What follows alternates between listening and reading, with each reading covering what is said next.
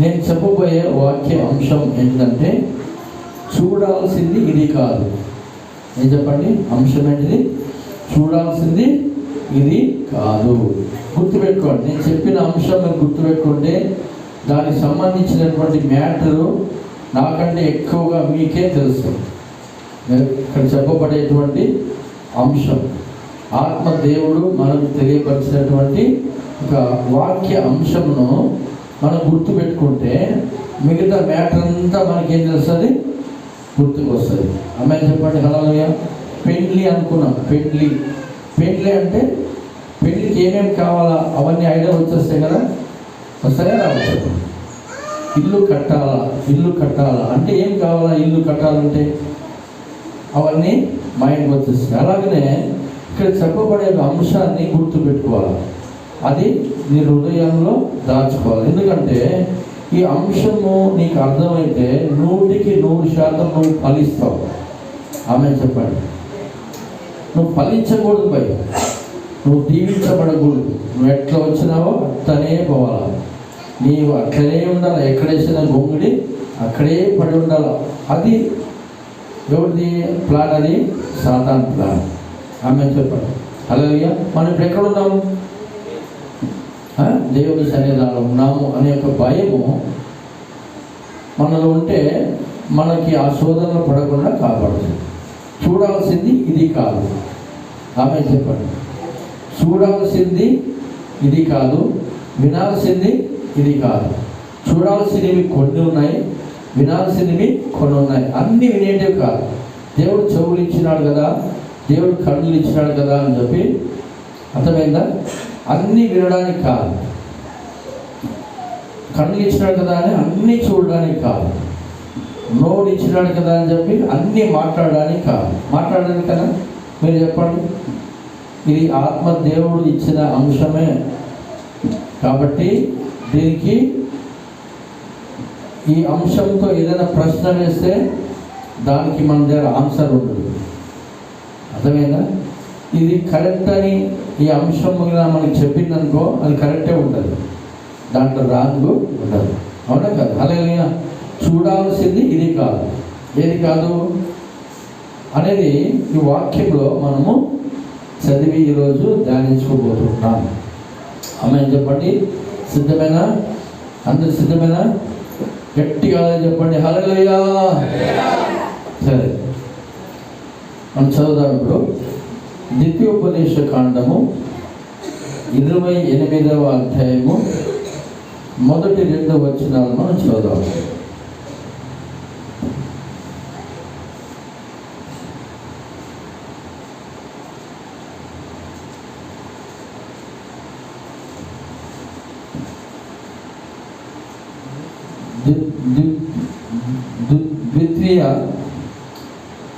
ద్వితీయ ఉపదేశ కాండం 28వ అధ్యాయం మొదటి 2 వచనాలను చదువుదాం.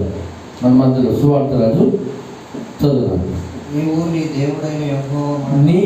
నీ దేవుడైన యెహోవా మాట శ్రద్ధగా విని నేడు నేను నీకు ఆజ్ఞాపించుచున్న ఆయన ఆజ్ఞలన్నిటినీ అనుసరించి నడుచుకొనిన ఎడల నీ దేవుడైన యెహోవా భూమి మీదనున్న సమస్త జనముల కంటే నిన్ను హెచ్చించును. నీవు నీ దేవుడైన యెహోవా మాట వినిన ఎడల ఈ దీవెనలన్నీ నీ మీదికి వచ్చి నీకు ప్రాప్తించును. చాలా హల్లెలూయా. గడిచేద్దాం. హల్లెలూయా. ఇక్కడ ద్వితీయోపదేశ కాండంలో 28వ అధ్యాయంలో మొదటి 2 వచనంలో ఏముందంటే ఆయన మాటలను, ఎవరి మాటలు చెప్పండి? ఎవరి మాట? దేవుని మాటని శ్రద్ధగా వినాలంట. తర్వాత నేను నీకు ఆజ్ఞాపించుచున్న ఆయన ఆజ్ఞలన్నిటినీ అన్నప్పుడు కొన్ని కాదు, అన్నిటినీ అనుసరించిన ఎడల ఏం చెప్తున్నాడు ఇక్కడ? ఈ దీవెనలన్నీ నీకు ప్రాప్తిస్తాయి. తర్వాత సమస్త జనముల కంటే నిన్ను హెచ్చిస్తారంట దేవుడు. హల్లెలూయా. ఇక్కడ ప్రియమైన దేవుని బిడ్డలారా, ఇది ధర్మశాస్త్రం. ఇదేంటి చెప్పండి? ధర్మశాస్త్రాలు. ఈ ధర్మశాస్త్రము దూత చేత మోషేకు ఇవ్వబడింది అన్నమాట. ధర్మశాస్త్రం. ఈ ధర్మశాస్త్రంలో దేవుడు మోషే ద్వారా చెప్పించినటువంటి మాట. ఇది ఎవరికి రాసి ఇచ్చాడు ధర్మశాస్త్రం అంటే? ఇజ్రాయెల్ ప్రజలకి ఇచ్చినాడు దేవుడు. ఇజ్రాయెల్ ప్రజలు అంటే ఇజ్రాయెల్ యెరూషలేములో ఉన్నటువంటి లేదా పాలస్తీన్లో ఉన్నటువంటి ఆ ఇజ్రాయెల్ కాదు, నేడు యేసు క్రీస్తుని సొంత రక్షకుడుగా అంగీకరిస్తున్న ప్రతి ఒక్కరు కూడా ఇజ్రాయేలీలు. ఆమె చెప్పండి. హల్లెలూయా. ఇక్కడ చూస్తున్నట్లయితే ప్రియమైన దేవుని బిడ్డలారా, మనకి ధర్మశాస్త్రం ఇవ్వబడింది. ఈ ధర్మశాస్త్రమును ఎవరి ద్వారా ఇవ్వబడింది? దేవదూత ద్వారా. ఎవరి ద్వారాగా మనకి ఈ ధర్మశాస్త్రం ఇవ్వబడిందంటే మోషే ద్వారాగా ఇవ్వబడింది. ఈ పరిశుద్ధ గ్రంథంలో ప్రియమైన దేవుని బిడ్డలారా, ఈ పరిశుద్ధ గ్రంథంలో 66 పుస్తకాలు ఉన్నాయి. ఎన్ని పుస్తకాలు ఉన్నాయి? 66 పుస్తకాలు ఉన్నాయి. అంటే గ్రంథాలు, లేఖనాలు ఉన్నాయి. అయితే ఇందులో 39 పాత నిబంధన, 27 వచ్చి కొత్త నిబంధన అని 2 పాత కొత్త నిబంధనలు కలిసి 66 గ్రంథాలు ఉంటున్నాయి. 66 పుస్తకములు. ఇందులో 5 పుస్తకములు ధర్మశాస్త్రం అంటున్నాయి. ఈ ధర్మశాస్త్రం మోషే ద్వారా మనకి ఇవ్వబడేది అంటున్నారా? హల్లెలూయా. అయితే ఇప్పుడు ప్రియమైన దేవుని బిడ్డలారా, ఈ ధర్మశాస్త్రము ప్రకారంగా, ఈ ధర్మశాస్త్ర నీతి నియమ నిబంధనల ప్రకారంగా ఎవరెవరైతే జీవించారో వాళ్ళందరినీ దేవుడు ఏం చెప్పాడంటే రాళ్లతో కొట్టి చంపమన్నాడు. ఏం చెప్పండి? ఏ ఒక్కటి కూడా తప్పిపోకూడదు. వింటున్నారా? హల్లెలూయా. ఎంత కఠినంగా ఉంది కదా ఈ యొక్క మాట, చాలా కఠినంగా ఉండాలి. ఇందులో ఏది తప్పిపోకూడదు. హల్లెలూయా. ఇది అంతటిని నెరవేర్చితేనే ఈ దీవెనలన్నీ వస్తాయని చెప్పి రాయబడింది. అందుకే నీకు ఆజ్ఞాపించుచున్న ఆయన ఆజ్ఞలన్నిటినీ ధర్మశాస్త్రంలో రాయబడినటువంటి లేదా మోషే ద్వారాగా మనకి ఇవ్వబడినటువంటి ఆజ్ఞలన్నిటినీ అనుసరించుట్లో ఏదైనా తప్పిపోతే ఆజ్ఞ అతిక్రమమే ఏమవుతుందంట? పాపం అవుతుంది. అంటున్నారా? హల్లెలూయా. ఎలాగ పాపం అయితే చెప్పండి? ఆజ్ఞ అతిక్రమించడమే పాపం. అంటే ఈ ఆజ్ఞను నెరవేర్చకుండా పోతే అది పాపం అని చెప్పి లేఖనంలో రాయబడింది.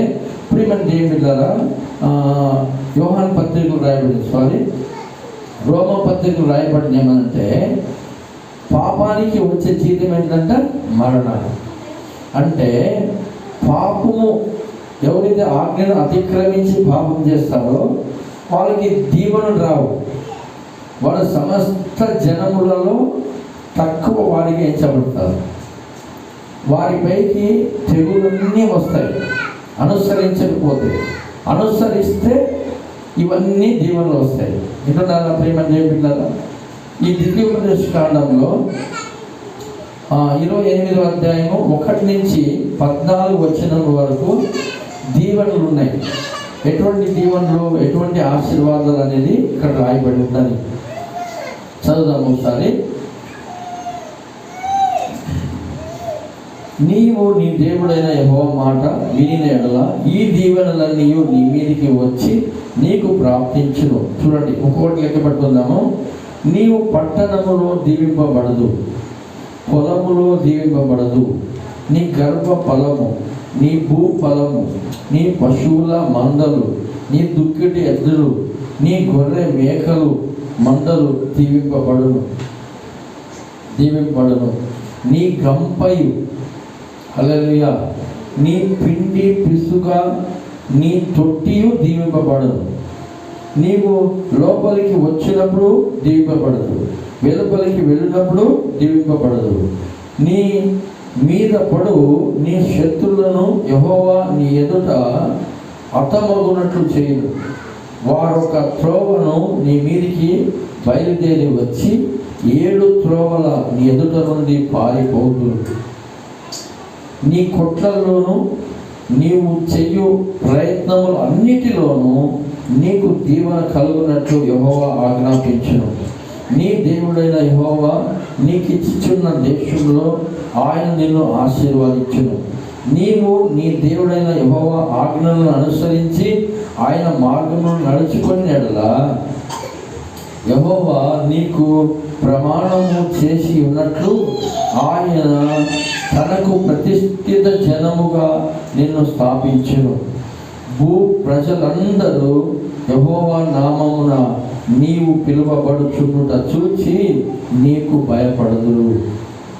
ఇంకా చాలా ఉంటున్నాయి. ప్రియమైన దేవుని బిడ్డలారా, చదివినట్లయితే చదవడానికి మనకి సమయం లేదు. గర్భఫలము, భూఫలము, పశువులు, నువ్వు చేసే ప్రతి ప్రయత్నమును దేవుడు చేస్తారంట, ఆశీర్వాదిస్తాడు, బ్లెస్ చేస్తాడు. ఎన్ని బ్లెస్సింగ్ ఉన్నాయి చూస్తారా?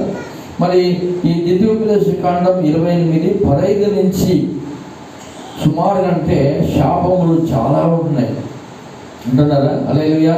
ఈ ధర్మశాస్త్ర గ్రంథములో అనుసరించకుండా అందులో ఏదైనా తప్పిపోతే వాళ్ళ మీదకి ఏమొస్తాయంట? ఇవన్నీ వస్తాయి. 15 వచనం నుంచి 68 వచనం. ఈ అధ్యాయంలో 68 వచనాలు ఉన్నాయి. ఎన్ని వచనాలు? 68 వచనాలు ఉన్నాయి. అంటే సుమారుగా 54 రకములైనటువంటి శాపములు అనేది మన మీదికి వస్తాయని ఇక్కడ రాయబడింది అంటున్నారు. 68లో 14 తీసేస్తే ఎంత ఉంటాయి చెప్పండి? 68లో 14 వచనాలు తీసేస్తే ఇంకెన్ని వచనాలు ఉంటాయి? 68లో 10 తీసేయండి, 58 ఉంటాయి. ఆ 58 4 తీసేయండి, 54 ఉంటాయి. 54 రకముల మనం బాధించబడతాం, వేధించబడతాం, శపించబడతాం. అంత కఠినంగా మనకి ఉంటుంది అన్నమాట. దేనిని కూడా తట్టుకోలేము. దీవెనలను దేవుడు ఇచ్చాడనుకోండి, జీవితాంతము దాంట్లో సంతృప్తి చెంది మనం జీవించబడతాం. హల్లెలూయా. ఒక్క శాపం మన మీదకి వచ్చిందంటే ఆ ఒక్క దాన్ని తట్టుకోలేమా? 54 రకములైనటువంటి శాపాలు ఇక్కడ ఉంటూ ఉన్నాయి. అయితే ప్రియమైన దేవుని బిడ్డలారా, మనము గమనించినట్లయితే ఈ ధర్మశాస్త్రమును నెరవేర్చి పరిపూర్ణులైనటువంటి వారు ఎవరు లేరన్నమాట. హల్లెలూయా. అందుకే దేవుడు మోషే ద్వారాగా ఈ ధర్మశాస్త్రాన్ని ఇచ్చాడు. ఈ ధర్మశాస్త్ర ప్రకారంగా నడుచుకోవాలని ఎన్నెన్నో ప్రయత్నాలు చేశారు. పండితులు, శాస్త్రులు, జ్ఞానులు, వేదాంతాలు ఎరిగినటువంటి వారు ఈ ధర్మశాస్త్రాన్ని పాటించడానికి ఎన్నెన్నో తిప్పులు పడ్డారు, కానీ నెరవేర్చలేకపోయినారు. ఆమె చెప్పండి హల్లెలూయా. అయితే ఇది నెరవేర్చడము ఎలా? నెరవేర్చడము ఇవన్నీ దీవెనలు పొందుకోవడము సాధ్యమేనా? చెప్పండి, సాధ్యమా? సాధ్యము కాదు. అందుకే దేవుడు చేసినటువంటి ప్రియమైన దేవుని బిడ్డలారా, గలతీయులకు రాసినటువంటి పత్రిక 4వ అధ్యాయము 4వ వచనాన్ని మనం చదువుదాం. చదువునాను, మైకులు చదువు. గలతీయులకు రాసినటువంటి పత్రిక 4వ అధ్యాయము 4వ వచనాన్ని చదువుదాం. అయితే చూడండి, అయితే కాలము పరిపూర్ణమైనప్పుడు దేవుడు తన కుమారుని పంపెను. ఆయన స్త్రీ యందు పుట్టి మనము దత్తపుత్రులము కావాలని ధర్మశాస్త్రమునకు లోబడి ఉన్న వారిని విమోచించుటకై ధర్మశాస్త్రమునకు లోబడిన వాడు ఆయను. హల్లెలూయా. గట్టిగా హల్లెలూయా.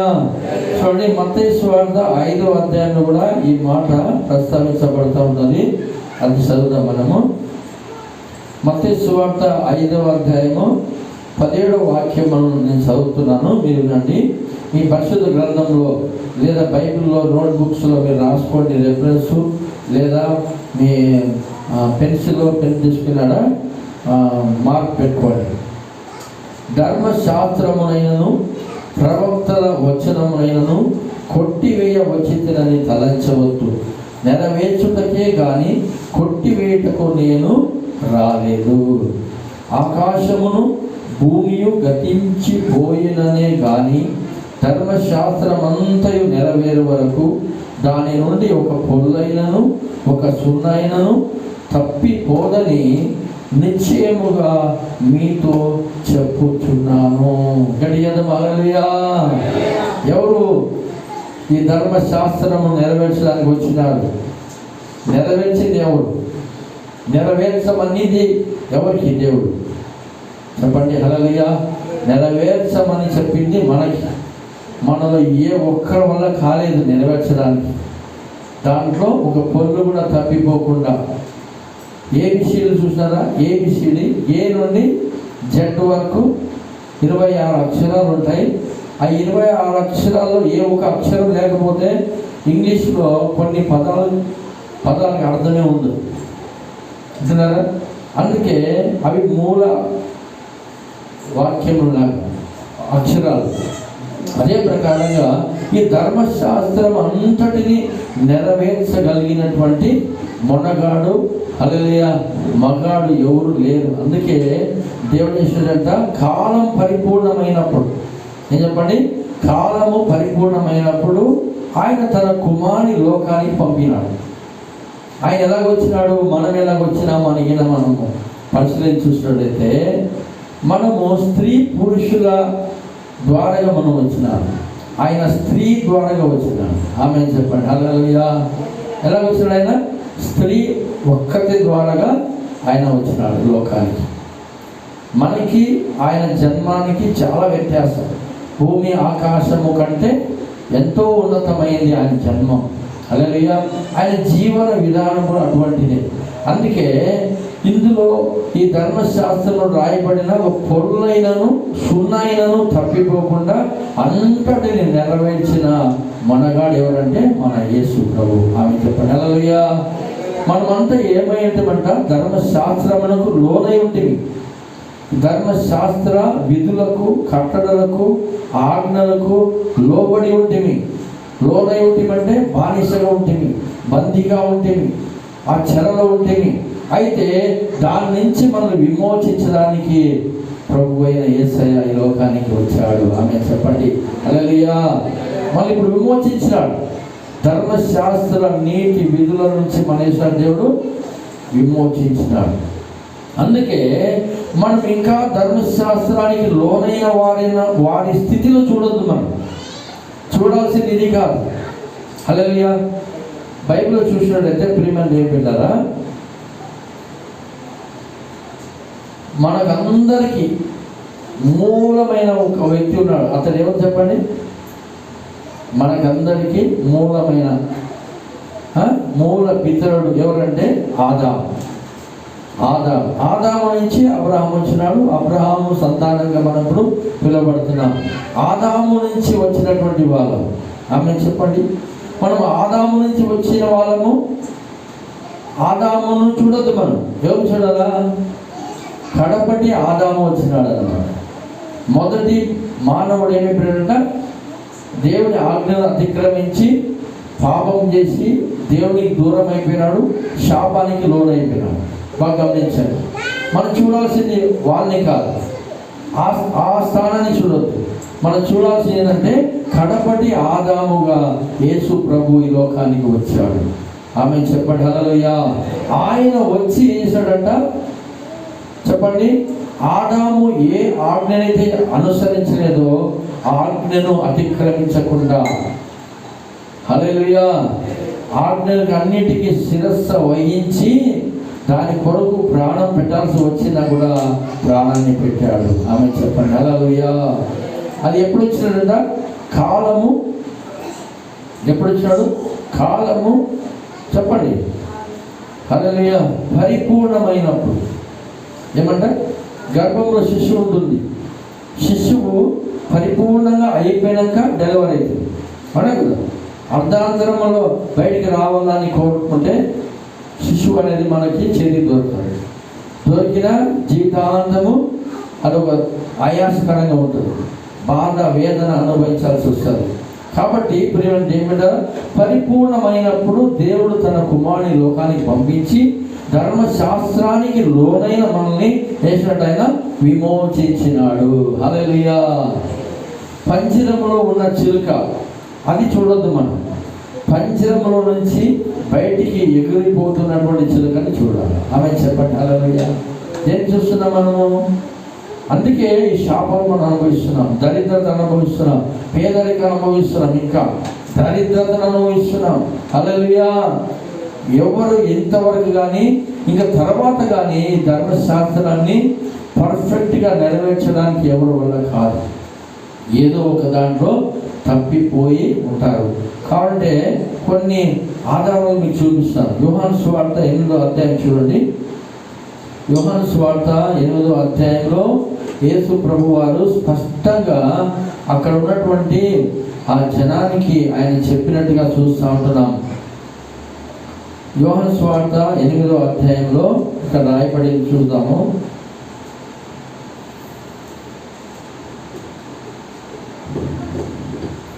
మూడవ వచనం చదువుతున్నాను. శాస్త్రులను పరిచయులను వ్యభిచారమందు పట్టబడిన ఒక స్త్రీని తోడుకుని వచ్చి ఆమెను మధ్యను నిలవబెట్టి, బోధకుడా, ఈ స్త్రీ వ్యభిచారము చేయుచుండగా పట్టబడెను, అట్టి వారిని రాళ్ళు రువ్వి చెప్పవల్లని ధర్మశాస్త్రంలో మోషే మనకు ఆజ్ఞాపించాడు కదా, అయినను నీవేమి చెప్పుచున్నావని ఆయన అడిగాడు. ధర్మశాస్త్రంలో ఏం రాయబడింది? ఆజ్ఞను అతిక్రమిస్తే అంటే వ్యభిచరించకూడదు, దొంగిలించకూడదు, అబద్ధ సాక్ష్యం పలకకూడదు, ఇవన్నీ కూడా ఆడున చూడాడు. 10 ఆజ్ఞలు ఉన్నాయి కదా, అవి దానికి సంబంధించే ఈ ధర్మశాస్త్రం అంతట్లో ఉంటున్నారు. ఆశించవద్దు అంటే దాంట్లో దురాశ కూడా వస్తుంది అనమాట. దురాశ దుఃఖానికి చేయటం అన్నట్టుగా ఆశ గర్భము ధరించి దురాశను కంటది, దురాశ గర్భము ధరించి పాపాన్ని కంటది, పాపము గర్భం ధరించి మరణానికి అంటుంది. మరణం అంటే ఏది? ఈ భౌతికమైనటువంటి మరణం కాదు, హల్లెలూయా, ఆత్మీయ మరణం. యుగ యుగాలు నరకంలో యాతన బాధపడాల్సినటువంటి ఆ మరణం తప్పించాడు దేవుడు. ఆమె చెప్పండి హల్లెలూయా, గట్టిగా హల్లెలూయా. చూసారా, ఇక్కడ ఏం రాయబడిందంటే ప్రియమైన ఏమిటారా, ధర్మశాస్త్రంలో చెప్పినట్టుగా చేస్తున్నారు వీళ్ళు. వ్యభిచారం చేస్తుండగా పట్టుబడింది అంటున్నారా? ఎవరు పట్టుబడారంట? ఏదో ఒక స్త్రీ. దేని విషయంలో ఆమె వ్యభిచారం చేసిందో మనకు తెలియదు.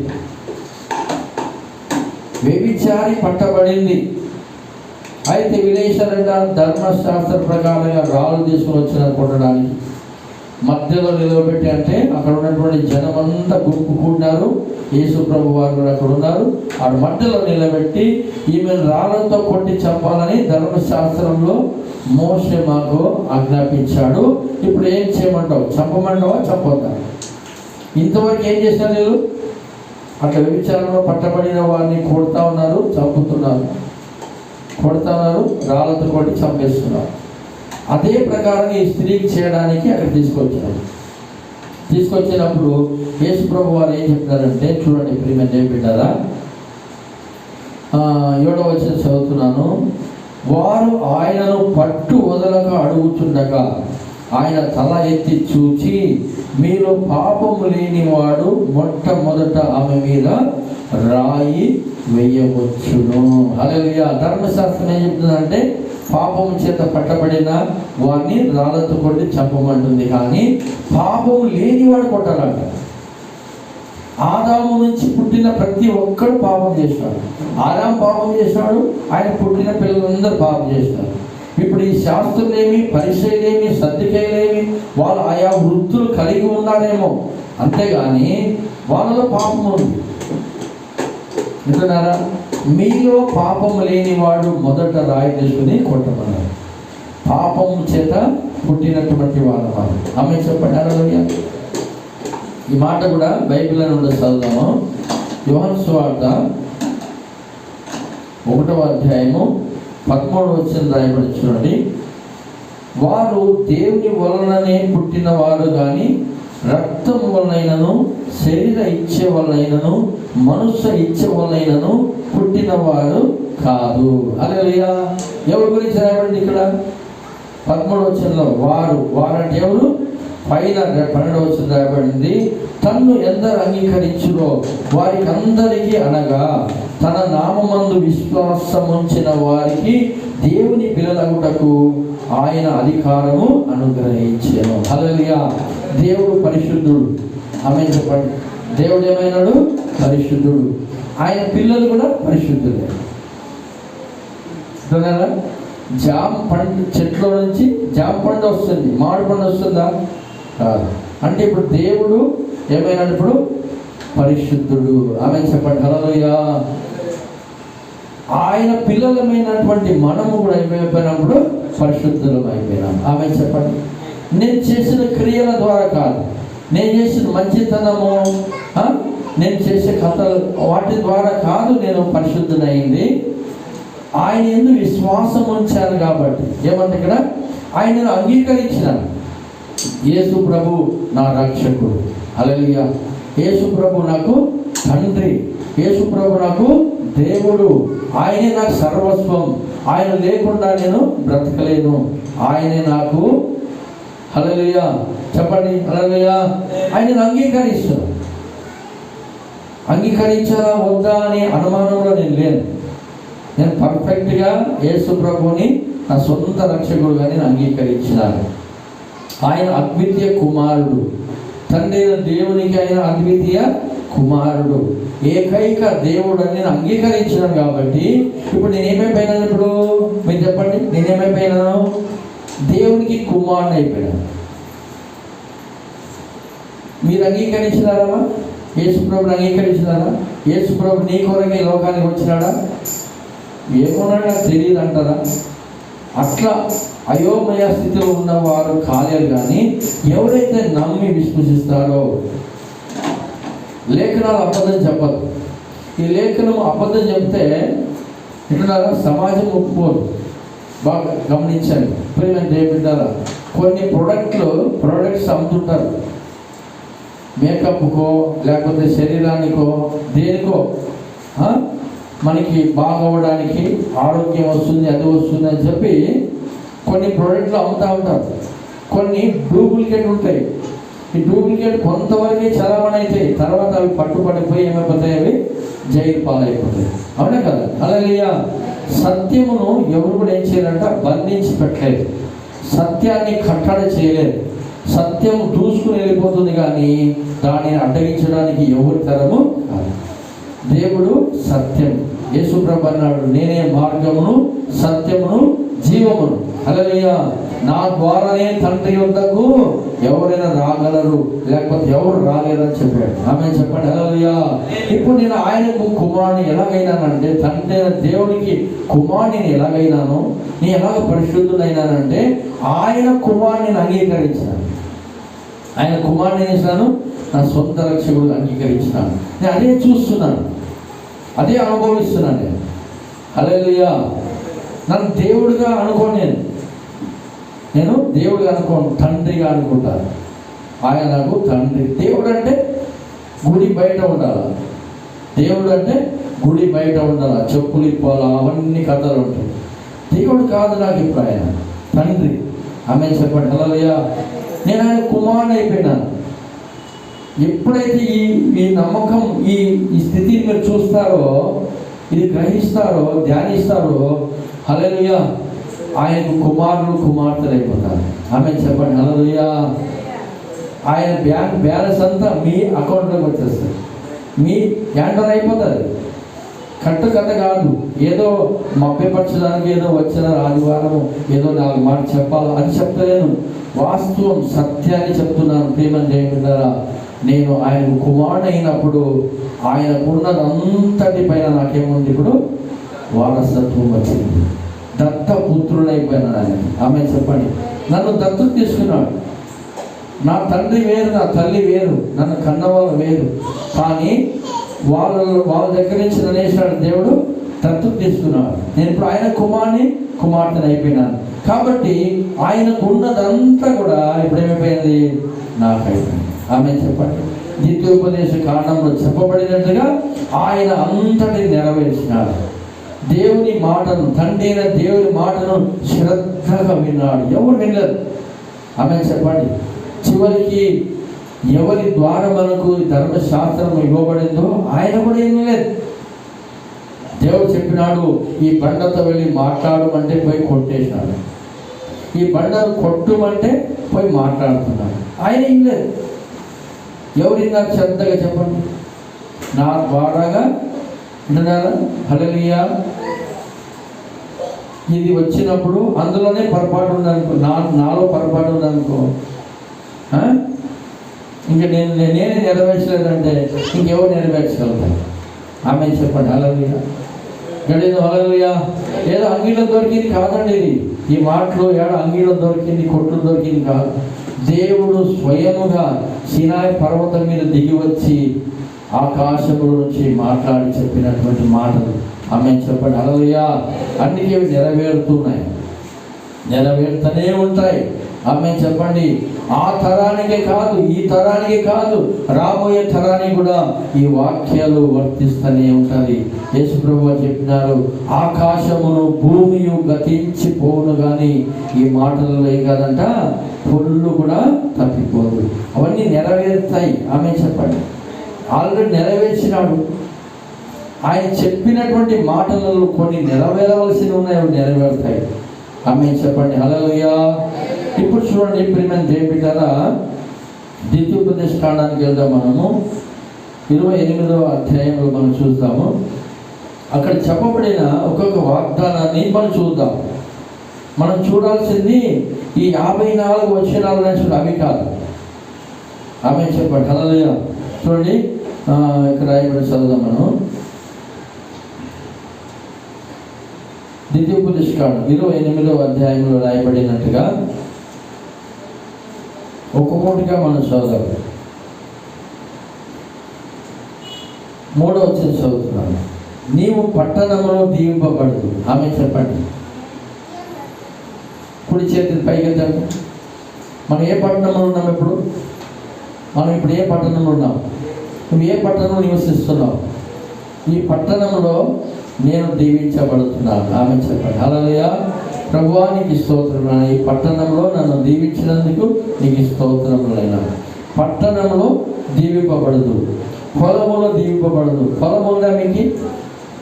పొలము ఉన్నా లేకపోయినా దేవుడు మీకు పొలమునిచ్చాడు. ఆ పొలంలో నువ్వు దీవించబడతావు. నీ గర్భఫలం దీవించబడుతుంది. నీ పరిస్థితి చూడద్దు, నా కొడుకు అట్లా, నా భర్త అట్లా, అవి చూడద్దు. అది చూస్తేనే నువ్వు పప్పులో కాదు, పేడలో కాలేసినట్టు. ఆమె చెప్పండి. ఆయన పక్షంగా యేసు ప్రభు వారు నెరవేరుస్తున్నారు. ఆయన పరిపూర్ణుడు, ఆయన పరిశుద్ధుడు. ఆయన పరిశుద్ధతను బట్టి మనం పరిశుద్ధపరచబడుతున్నాం. ఆయన ఆజ్ఞలు నెరవేర్చాడు కాబట్టి మనం కూడా నెరవేర్చిన వారం అవుతున్నాం. నీవు గర్భఫలము, నీ భూఫలము, నీ పశువుల మందలు, నీ దుక్కుల ఎద్దులు, నీ గొర్రె మేకల మందలు దీవింపబడును. నీ కంపయు, నీ పిండి, పిసుక, ఇవన్నీ చూడండి. ఇది చూడద్దు, ఇప్పుడు వరకు మీరు చూడద్దు. ఇది ఎంత చూడండి. దీవించబడుతున్నటువంటి స్థితిని చూడండి, దీవించబడుతున్నటువంటి స్థితిని. హల్లెలూయా. ఓరి ఖబాబాల షందరలదబా. నీవు లోపలికి వచ్చినప్పుడు దీవింపబడదు, నువ్వు వెలుపలికి వెళుతున్నప్పుడు దీవింపబడదు.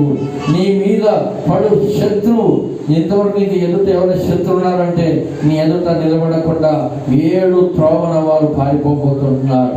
దేవునికి స్తోత్రం. హల్లెలూయా. అంతేకాదు ప్రియమైన దేవుని బిడ్డలారా, నీ కొట్లలోను నీ ధాన్యం అంతటిని దేవుడు దీవించి ఆశీర్వాదించి ఉంటున్నాడు. హల్లెలూయా. దీవింపబడదు. ఎలాగ దీవింపబడతాం? యేసుక్రీస్తును బట్టి. ఆమేన్ చెప్పండి. హల్లెలూయా. ఆయన విన్ అయినాడు కాబట్టి, ఆయన విజయాన్ని సాధించాడు కాబట్టి ఈ దీవెనలన్నీ నాకు, నా పిల్లలకు, నా వాళ్ళకి, నా సంఘ బిడ్డలకు అందరికీ వర్తిస్తూ ఉన్నది. ఇంకేం చెప్తున్నాడంటే, నీవు పైవాడవుగా ఉంటావు. ఆమేన్ చెప్పండి. హల్లెలూయా. నువ్వు పైవాడుగా ఉంటావు, నువ్వు కింది వాడుగా ఉండవు. నువ్వు తలగా ఉంటావు, తోకగా ఉండవు. నువ్వు అప్పు ఇస్తావు, అప్పు తీసుకుని వడ్డీ కట్టలేక ఆ పరిస్థితిని చూడద్దు ఇక మీదట. యేసయ్య చెప్పాడు నిర్గమకాండం 14వ అధ్యాయంలో, మోషే నేడు చూస్తున్నటువంటి ఐగుప్తుల్ని ఇంకెన్నడూ చూడబోవు. హల్లెలూయా. ఓ రబా శక రబల రబ రబ రబ. ప్రభుని స్తుతించండి. దేవానికి వందనాలయ్యా. అయ్యా, నీ మందిరానికి రాక ముందు నేను అనుభవించిన స్థితిని ఇంకెన్నడూ నేను చూడబోనైనా. తండ్రి నీకు స్తోత్రం. ఇంటి దీవెనలు నా కొడుకు నువ్వు పెట్టావు నైనా. నీకు స్తోత్రం నైనా. స్తోత్రం. ఓ ప్రభువా నీకు వందనాలు. నా శత్రువు ఎదుట నీ భోజనమును సిద్ధపరిచి ఉన్నావయ్యా. అయ్యా నీకు స్తోత్రములైనా. స్తోత్రములైనా. పచ్చిక బయలులో నన్ను పరుండ చేస్తున్నావు. శాంతికరమైన జలముల చెంత నేను, నా పిల్లలు, నా కుటుంబం అంతా ఉండబోతున్నాం.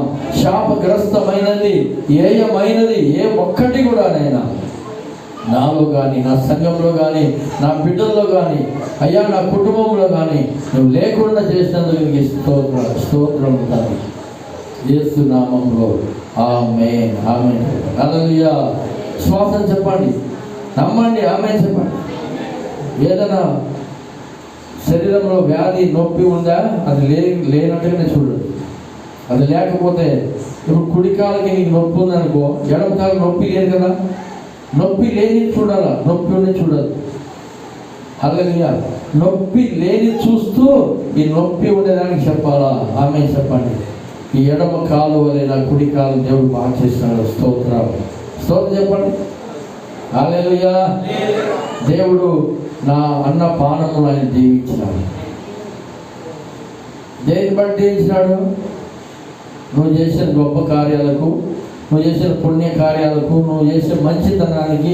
నీ ప్రవర్తన ఏదో ఒకలాగా మొన్నటిలాగా కాకుండా ఈరోజు ఒకలాగా ఉంది అని కాదు. అన్నిటినీ యేసు ప్రభు వారు వేస్తాడంట నెరవేర్చేసినాడు. ఆమె చెప్పండి. నెరవేర్చి మనకేసినాడంట. అన్నిటినీ మన ముందు పెట్టాడు. మనం వాటిని అనుభవించాలి. ఆమె చెప్పండి. ఎలాగ అనుభవిస్తాం చెప్పండి? విశ్వాసం ద్వారా. మీరు చెప్పండి, ఎలాగ అనుభవిస్తాము? విశ్వాసం ద్వారా. కంటి చూపును బట్టి కాదు, వేరు చూపును బట్టి కాదు, అనుసరంట విశ్వాసంతో చూడాలా. ఆమె చెప్పండి. హల్లెలూయా. చూడండి, ఇంకో వాక్యం చదువుదాము. ఏప్రిల్కు రాసినటువంటి పత్రిక 11వ అధ్యాయము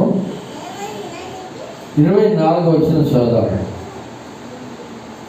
బాగా గమనించండి ప్రియమైన దేవులారా. ఏప్రిల్ రాసినటువంటి పత్రిక 11వ అధ్యాయము 24వ వాక్యాన్ని చదువుదాము. చదువున్నాను. చూసావా? 207 పేజీ నెంబర్ నా బైబిల్ ప్రకారం. మోషే పెద్దవాడైనప్పుడు విశ్వాసమును బట్టి ఐగుప్తు ధనము కంటే క్రీస్తు విషయమైన నింద గొప్ప భాగ్యమని ఎంచుకొని అల్పకాలము పాప భోగము అనుభవించుట కంటే దేవుని ప్రజలతో శ్రమ అనుభవించుట మేలని యోచించి ఫరో కుమార్తె యొక్క కుమారుడని అనిపించుకొనుటకు ఒప్పుకొనలేదు. హల్లెలూయా. హల్లెలూయా. మోషే చూస్తున్నాడు. ఏం చూస్తున్నాడు చెప్పండి? మోషే చూస్తూ ఉంటున్నాడు. ఐగుప్తు ధనము ఒక పక్క ఉన్నది, ఇంకొక పక్క ఏమున్నదంట?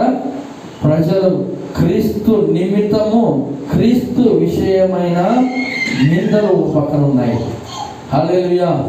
ఈ ధనము మనకు ఉంటే మనం ఏమేమి అనుభవించగలము?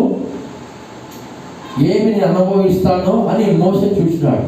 ఈ ధనం అంతటిని, ఇదంతా అల్పకాలం. హల్లెలూయా.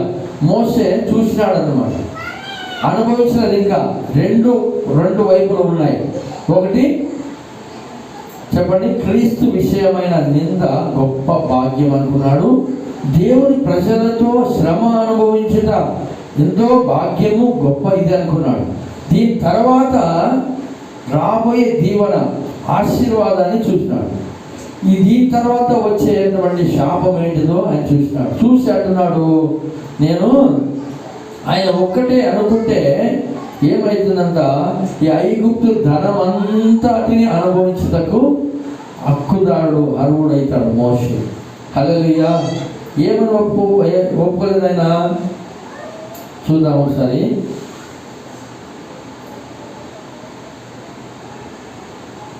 ఫరో కుమార్తె యొక్క కుమారుడు అనిపించుకోలేదు ఆయన. హల్లెలూయా. ఏమనిపించుకోలేదు? ఫరో యొక్క కుమార్తె యొక్క కుమారుడు అనిపించుకుంటే చాలు, ఐగుప్తులో ఉన్నటువంటి ధనమంతటిని, ఆ పాప భోగ ఇచ్చలన్నిటిని అనుభవించడానికి ఆయనకి ఏమైందంట, హల్లెలూయా, అనుభవించగలుగుతాడు. అయితే దానికి ఒప్పుకోలేదు అంటున్నారా? ప్రియమైన దేవుని బిడ్డలారా, ఈ లోకంలో మనకి ఆకర్షణీయమైనటువంటి అనేక మనకు కనబడతాయి. అవేవి మనకి ఇప్పుడు దొరికిపోయినట్టుగా అనిపిస్తుంది, కానీ అవేవి దొరకవు.